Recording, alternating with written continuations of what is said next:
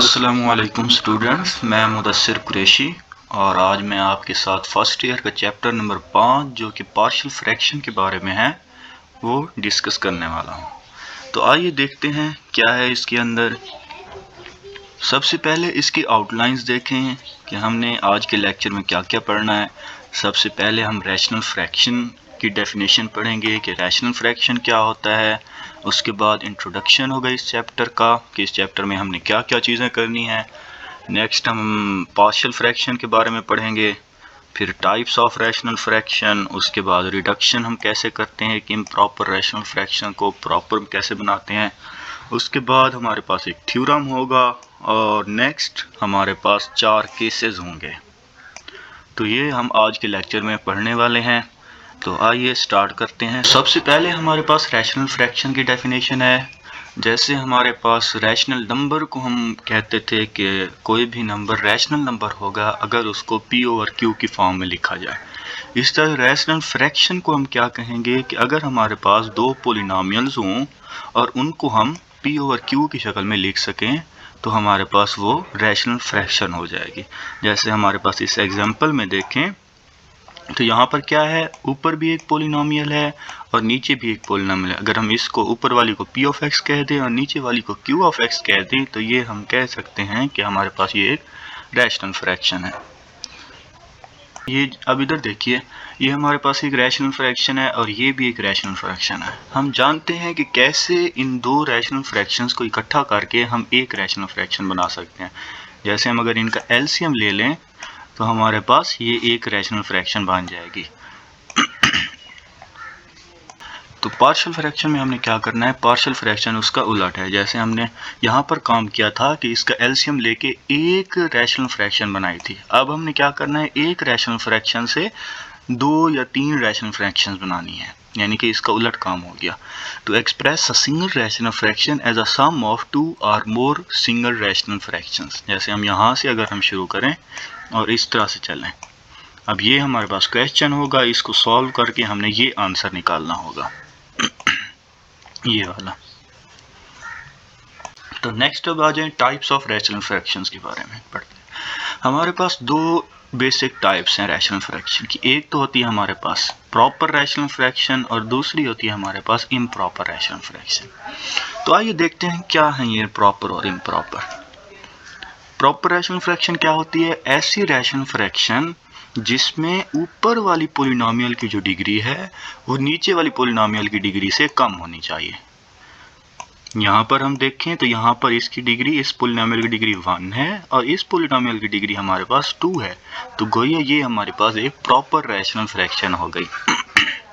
तो गोया हम कह सकते हैं कि ऐसी रैशनल फ्रैक्शन जिसमें न्यूमरेटर की डिग्री लेस हो डिनोमिनेटर की डिग्री से, तो उसको हम कहेंगे प्रॉपर रैशनल फ्रैक्शन। तो रैशनल फ्रैक्शन की दूसरी टाइप हमारे पास है इम्प्रॉपर रैशनल फ्रैक्शन। उसमें हमारे पास क्या होता है कि ये उसका उलट है प्रॉपर का, यानी कि अगर ऊपर वाली पोलिनोमियल की डिग्री नीचे वाली पोलिनोमियल की डिग्री के या तो इक्वल हो जाए या ज़्यादा हो जाए। या जहाँ अगर हम यहाँ पर देखें तो हमारे पास ऊपर वाली पोलिनोमियल की डिग्री भी 1 है, नीचे वाली पोलिनोमियल की डिग्री भी 1 है, तो गोया ये इक्वल हो गए।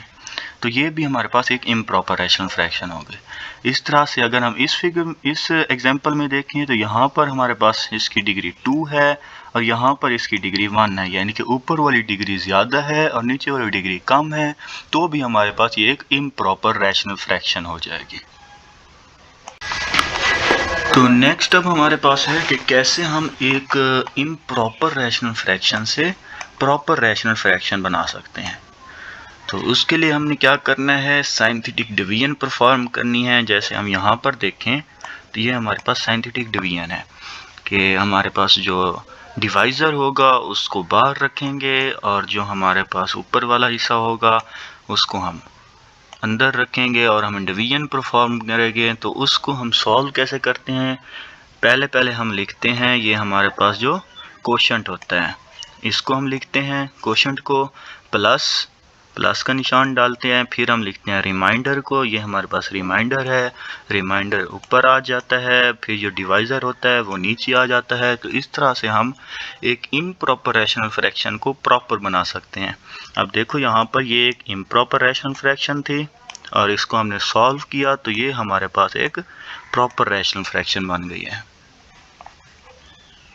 तो नेक्स्ट हमारे पास एक थ्योरम है और वो क्या कहता है, अगर हमारे पास दो पॉलिनोमियल्स दी गई हों और वो इक्वल हों तो और वो हों भी सेम वेरिएबल में, जैसे हमारे पास ये एक पॉलिनोमियल है, ये x में है, और ये एक दूसरी पॉलिनोमियल है, ये भी x में है, और दोनों हैं भी इक्वल, तो उसके लिए क्या है कि इसके कोएफिशिएंट्स जो होते हैं वो इक्वल होते हैं। जैसे हमारे पास x³ का जो कोएफिशिएंट है यहाँ पर p है और यहाँ पर x³ का कोएफिशिएंट हमारे पास 2 है, तो हम कहेंगे p = 2 हो जाएगा। इस तरह से x² का कोएफिशिएंट हम देखेंगे, यहाँ पर q है और यहाँ पर हमारे पास -3 है, तो q = -3 हो जाएगा। इस तरह से x का कोएफिशिएंट देखेंगे तो a = 4 हो जाएगा, इस तरह से b = 5 हो जाएगा। तो इस थ्योरम को हम आगे बहुत अप्लाई करेंगे। तो नेक्स्ट हमारे पास कुछ स्टेप्स हैं जो हम इस्तेमाल करेंगे हर क्वेश्चन को सॉल्व करने के लिए, जिसमें पहला स्टेप हमारे पास है कि degree of p of x must be less than that of q of x, यानी कि हमारे पास ये एक प्रॉपर रैशनल फ्रैक्शन होनी चाहिए। ठीक है, नेक्स्ट हमारे पास है क्लियर द फ्रैक्शन, यानी कि हमने जो बटा है उसको ख़त्म कर देना है। तीसरा स्टेप हमने क्या करना है, equate the coefficient of like powers of x, यानी कि जो हमने थ्योरम में काम किया था वही काम करना है।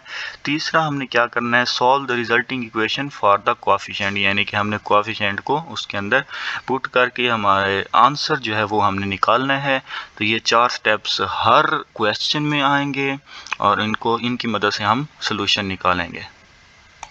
तो यहाँ तक इंट्रोडक्शन कंप्लीट हुआ इस चैप्टर का।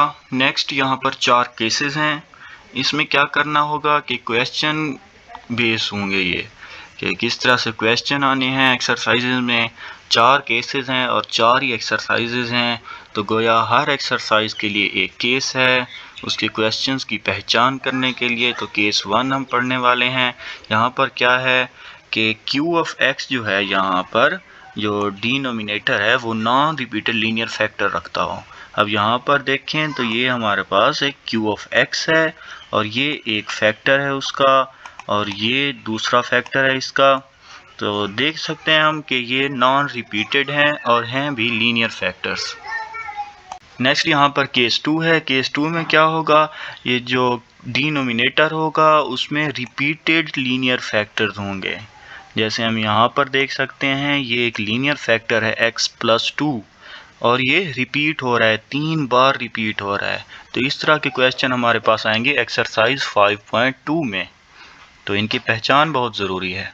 नेक्स्ट केस 3 है। केस 3 में हमने क्या करना है कि यहाँ पर हमें कैसे पता चलेगा कि किस टाइप का क्वेश्चन है। इसके लिए क्या होता है, यहाँ पर जो q ऑफ x होता है वो non repeated irreducible quadratic factor रखता हो। तो सबसे पहले हमें इररिड्यूसिबल क्वाड्रेटिक फैक्टर्स के बारे में पता होना चाहिए।